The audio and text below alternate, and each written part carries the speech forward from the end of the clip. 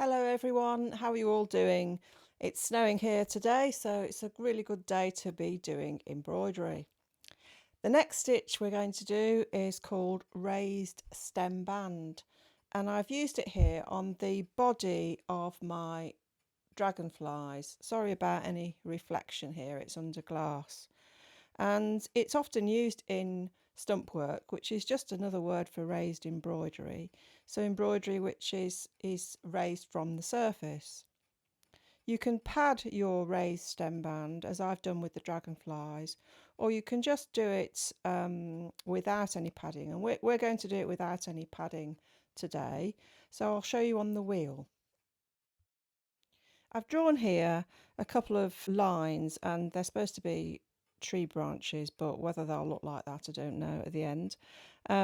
And the raised stem band looks very much like stem stitch, but a bit raised from the surface. So draw some parallel lines, and then we're going to just lay lines across those lines. You don't want them too close together because you'll find it too difficult we're going to weave in a minute. So you're going to be changing to a tapestry needle. At the moment I'm using a crewel needle. So just lay your lines. You're trying to get your lines the same size, but don't worry too much.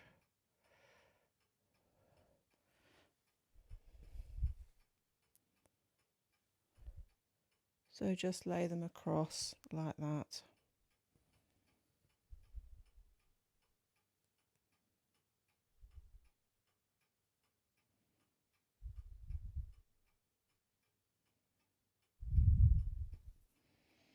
If you wanted to pad it with embroidery stitches, you could do a few rows of running stitch underneath these layered threads here, but I want you to be able to see it, so I'm using both hands so that it stays in the picture.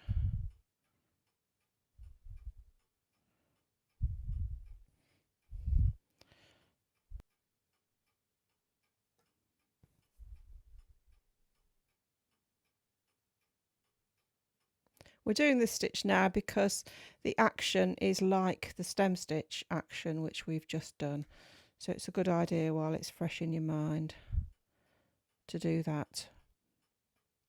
We're going to be changing to a tapestry needle shortly and do some weaving, and I did say that there was going to be a little bit of overlap between the different circles in the band, so this one involves weaving,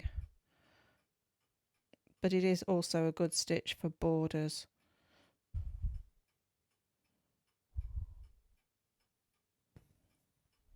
So I'll just complete that up to here. Don't go right to the end, there's no need to, and I will return and show you the weaving with my tapestry needle. I've changed to my tapestry needle now.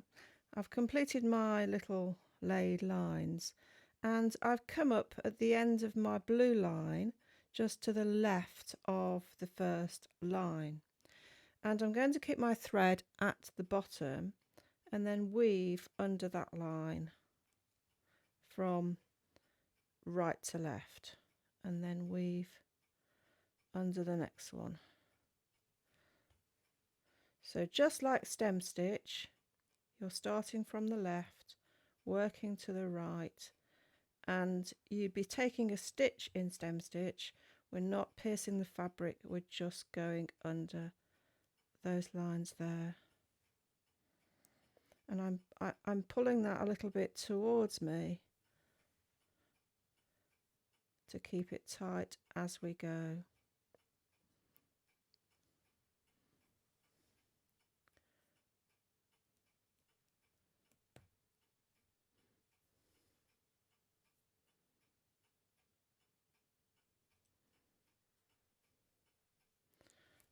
Oops, threads come unthreaded. Of course, you have to be careful not to pierce your split back stitch outline with this.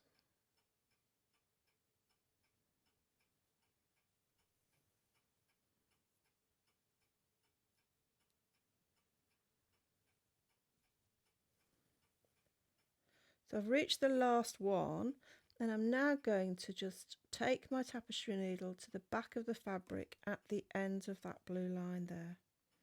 So that's your first row. And now you want to run your thread through the stitches at the back and come up just above where you started previously and weave another row.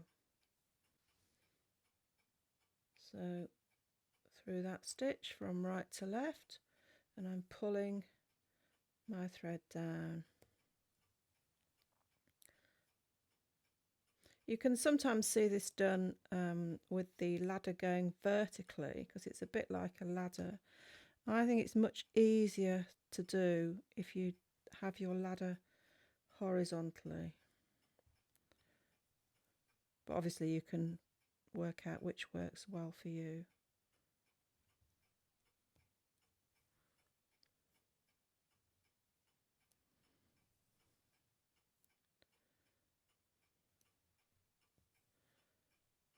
Now before I completely finish my band, I'm going to show left-handers how to start, because I want to show left-handers on this other little bit here, and ideally I want to do this first because that wants to look as if it's underneath, and then I'll complete this. So I want you to see what it looks like when it's almost completed, because the idea is to pack as many stitches as you can onto the band.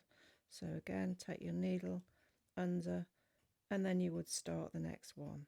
But I'll show left-handers and then return.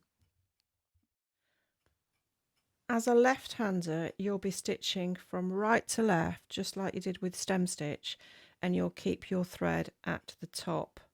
And your action is to go like that. So put your needle under from left to right. I'm actually using my right hand so that you can see a little bit better. That's the action. So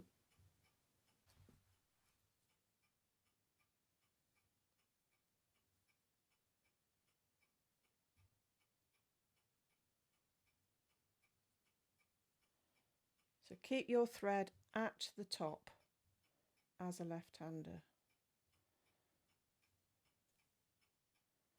But it's exactly the same thing.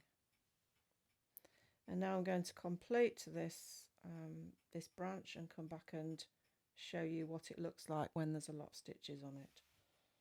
So keep your thread at the top to do your next row like that. I've done a couple more rows and it looks finished, but you want to try and pack as many rows as you can in. So while you can get your needle through the laid stitches, just keep going. The more that you do, it sits up further from the surface, which is what we want. So just keep going.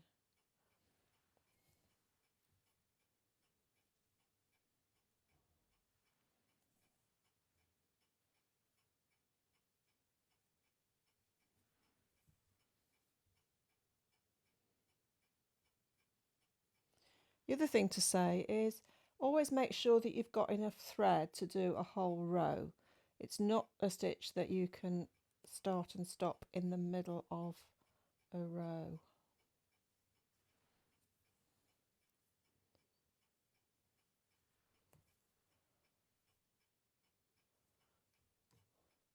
So I'm going to do another one.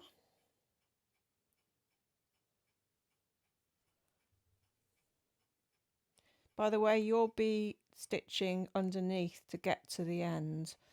I'm just jumping to do it quickly. Keep your thread at the bottom, and it gets harder to get your needle in, but while you can get your needle in, just keep going.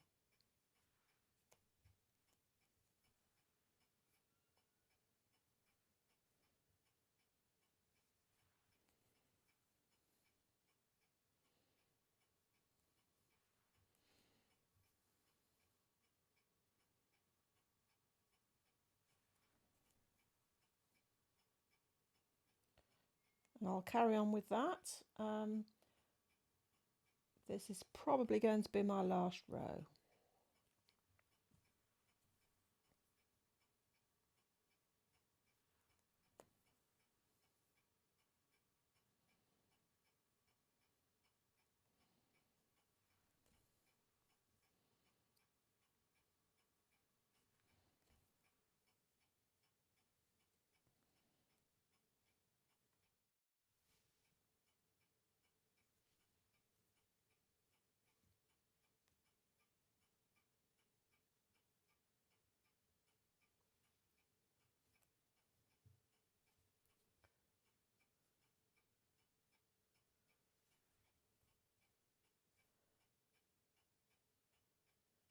I'm actually now doing another one.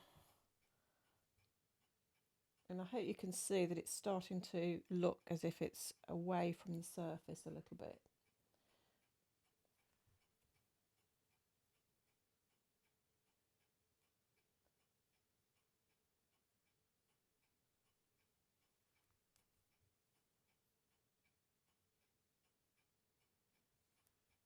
When you're struggling, you know you're coming to the end. Oops.